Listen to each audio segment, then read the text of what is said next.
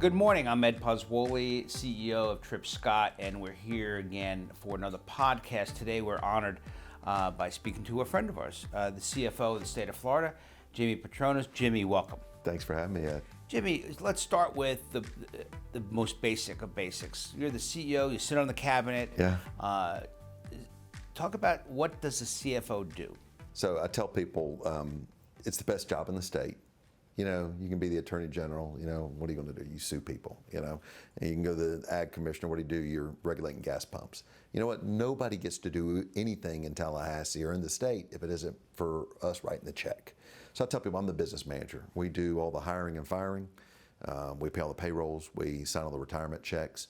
We pay all the invoices. We keep the systems of the state running. I get to be the state's treasurer. I manage the checkbook. We got about $60 billion in the bank. We're in the best fiscal health of the history of the state of Florida's ever been in. Explain how you figured that out. So we're sitting, and I'll tell people all the time, it's not a sprint, it's a march. Right. A lot of this goes back to when Rick Scott was governor. Rick Scott came in, saw the state of Florida as a good business. It was just had been poorly run. He got very aggressive with paying down debt, cutting taxes, and it took a while, but $10 billion in taxes were cut, $10 billion in debt was retired, and then here comes Ron DeSantis. We really didn't know how he was going to govern, and so Rick Scott we still talk on a regular basis. He still likes to thump me from time to time, make sure that I'm doing right by the finances of the state. But Governor DeSantis has been amazing about really being laser focused on keeping the state's fiscal health in place. And we saw that especially during COVID, where he vetoed $2 billion. $1 billion that year.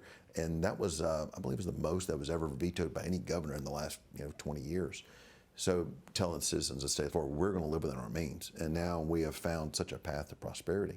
We've got 1,200 people a day moving to the state of Florida. And our bond rating is the highest it is, We've had from a credit standpoint. Right. AAA bond rating by all three major rating agencies for the last 4 years in a row. This is, I tell people it's like we have a great FICO credit score. When we borrow money, we're borrowing at a percent and a half cheaper than a Illinois or a New Jersey or a New York or one of those other places you're never going to move to. Right. So it's, again, state of Florida is just it's a great fiscal place to do business right now. Our reserves are sound. Yeah, we've got $20 billion in reserves. You probably could say we've got more than that because you got trust funds that have operational abilities with excess built into them. But the state of Florida is in a good place, but it's fleeting. We saw it with the foreclosure crisis back in 2006. We saw it with COVID, where the state is very dependent on our sales tax. If you have a downturn and we turn off tourism in the state, it's a gut punch to the state's bottom line. So I appreciate that the governor has realized with growth in population means we have to have growth in our reserves, and that's the business model that I'm very proud to be part of. So let's talk about it. An issue now, insurance. Yeah. Home insurance. What's going on with the home insurance market today? So there's factors that we can't control in Florida. It's hard for me to control inflation. We try to control inflation by giving people sales tax holidays, being able to get their money back from the state through savings. And I can't control interest rates. So when we're in an environment where inflation is up 20% on certain sectors, then you think about the replacement cost of your home, it's also going to be up probably 20%.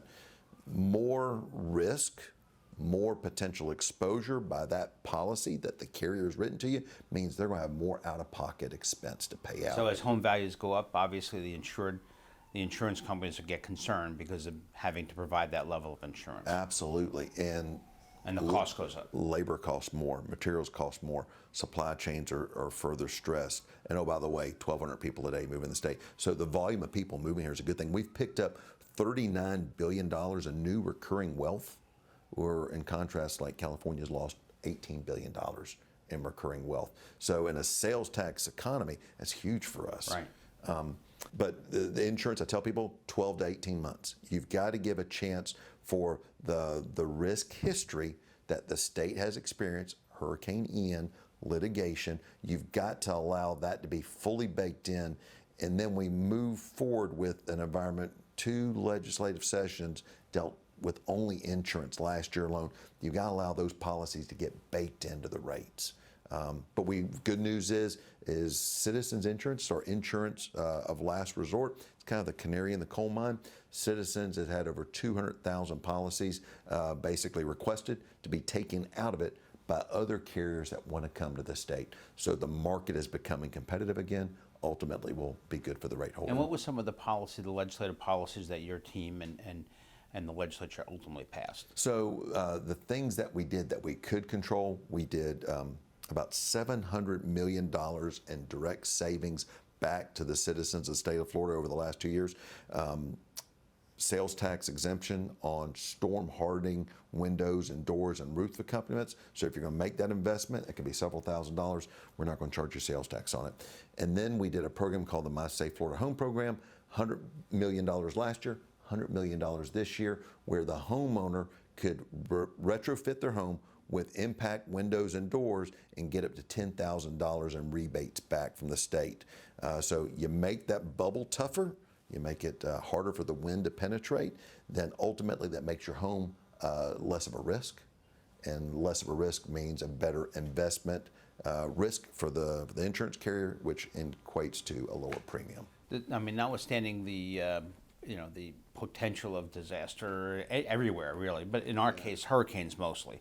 How do you keep the insurance market competitive and try to attract new insurers to the state? So the biggest change that we made last December, we had 2 special sessions in 2022, one in May, one in December.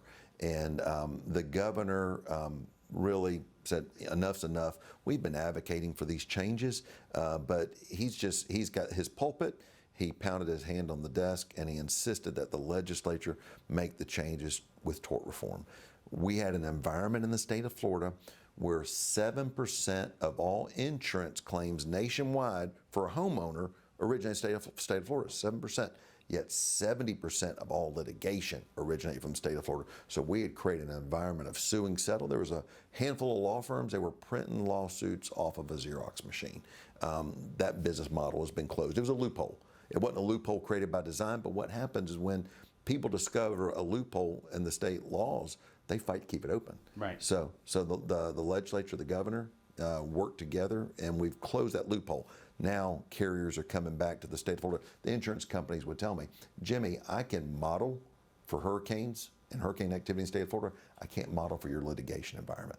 So those are the elements that are now in play in the state of Florida that is making the state more attractive to that capital. I mean, another issue is small business insurance. So you're long history, family, small business owner. Yeah.